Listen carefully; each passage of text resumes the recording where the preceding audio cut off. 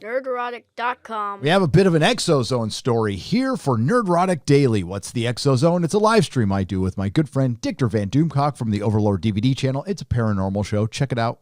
It's on Thursdays, a couple times a month. This is from the New York Times. A weird monolith is found in the Utah desert.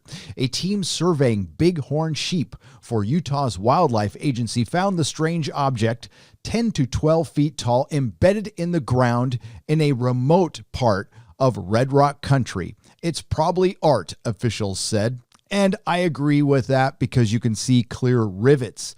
The strange thing is this monolith's location and how they put it in the ground, and we'll get there. Wildlife officials discovered a monolith embedded in the rock in southeastern Utah. The authorities say they do not know how deep it goes or how long it has been there. Well, for one, and we're going to go over this, they wanted to keep the location secret, but they just gave you 3 big hints, and any good Google Earther or Google Mapper is going to find it, and it was found pretty quick. And yeah, we'll get to those tweets. At the base of a barren slot canyon in Utah's Red Rock country, a team that was counting bighorn sheep by helicopter spotted something odd and landed to take a closer look. It was not sheep. It was a 3-sided metal monolith, about 10 to 12 feet tall, planted firmly in the ground with no clear sign of where it came from or why it was there. The Utah Department of Public Safety, revealing its existence to the wider world on Monday, said the team found the unusual object last week in southeastern Utah during a survey with the state wildlife agency. While on this mission, they spotted an unusual object and landed nearby to investigate further, the department said in a statement. The crew said that there was no obvious indication of who might have put the monolith there. The object was found in a remote area that Aaron Bott, a spokesman for the Utah Division of Wildlife Resources, described as rugged and very rocky, with many canyons and potential hazards. It's a tough place to get to on vehicle or on foot, he said. Now, it's not impossible to get here, and it is rather strange that someone would put something there that obviously took time and money and resources and not take any credit for it. I find that strange, but it's not the first time something like this has happened, but far from it. We fly pretty low for these surveys so we can identify the gender of the sheep. And while we are doing this, we found this strange metallic monolith. Wow. How low are you flying? Or how big are those sheep's gonads? I don't know. That's a video for another day, maybe. And while we were doing this, we found this strange metallic monolith out in the middle of the desert, he said. He described the object as an anomaly, but added that it was not too uncommon to find weird things that people have been doing out in the desert. Now, that is true. The desert. Okay, let me tell you one of the weirdest stories ever. I was driving back from Mojave, and in the middle of the desert, there wasn't a building within 10 miles. I saw a transgendered person at a table with their kid. I'll just use the proper pronouns. Their kid selling munitions, like spent munitions, for 10 to 20 bucks. This was back in the 90s. And I called this my David Lynch moment. And I had to stop and buy one because they look like they came out of nowhere. It was straight out of a Twilight Zone. It's like the lightning rod salesman in Something Wicked This Way Comes. It was so bizarre. And that is desert living, especially in the California desert.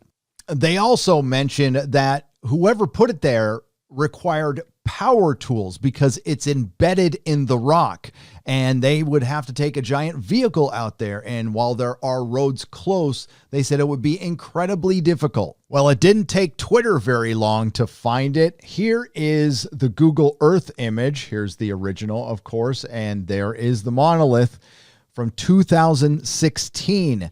Now, some people tried to look it up on Apple Maps, and it was in the shade. It was in shadow. So unfortunately, we didn't get anything here, but we get a good look at the area kind of in 3D on this one. So we'll take a look here, And if you look around, that is pretty rugged and strange. Now, I don't see the monolith in this picture. They say it's there. I don't even see, you could see a little tip pop out maybe. But 3 hours it took people to figure out where this was. And they mentioned they didn't want to tell anybody where it was so they don't have people traipsing out there because this is federal land. And it is, of course, illegal to put stuff like this on federal land.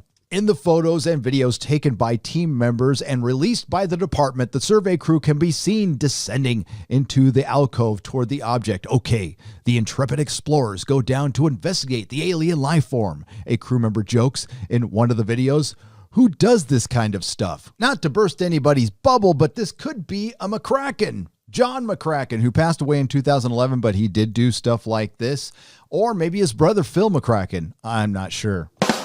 This reminds me of a mystery from a couple of decades ago that nobody, I believe, has taken credit for yet. Mystery of Sri Yantra geoglyph in Oregon dry lake bed. And take a look at this thing. It's huge. On September 12, 1990, a Boise TV station aired the story about the discovery of a giant pictograph about 1/4 mile wide appearing in a dry lake bed east of Steens Mountain, about 70 miles southeast of Burns in the middle of nowhere. The glyph had a machine-like precision in its shape and clarity of lines, and it was quickly identified as a perfectly formed ancient Hindu meditation device called the Sri Yantra. Identical in shape and proportion and its geometrical properties. This symbol was over 1/4 mile in length and consisted of 13.3 miles of lines, was scored into the hard pan at a depth of 3 inches and were 10 inches wide. And if you take a look, yes, that's hard pan desert, and that was all scraped in, and it was close to perfect. Who created it? Nobody really knows. The Sri Yantra design has a degree of complexity and level of symmetry that makes it difficult to recreate its designs even on paper, this article said. It was at this longitude and latitude. Let's hit that link and see if we can find out if there's any sign of it anymore. Nope. That thing is long gone. As much as an alien monolith showing up for the next stage of our evolution would explain a lot about the year 2020, and I've always said this year is going to be a disappointment if the aliens don't show up, I think it's clearly made by an artist. You can see rivets if you look at the picture closely. I do like one of the closing statements in this article. If I can find it, it is right here. But the department indicated that the monolith was on federally managed land. Utah has millions of acres of it, saying it is illegal to install structures or art without authorization on federal managed public lands, no matter what planet you're from. Indeed. Well, I'll keep doing more stories like this on Nerdrotic Daily. These go right along with the ExoZone, and if there's any new UFO information, like on the Tic Tac, I will be hopefully one of the first people with it right here because I can do low-tier content. No offense to anybody else, but there's not a lot of editing involved, and I kind of like this stuff. So please like, share, and subscribe.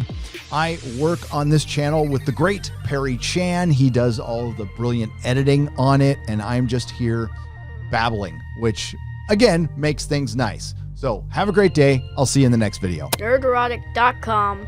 Please subscribe.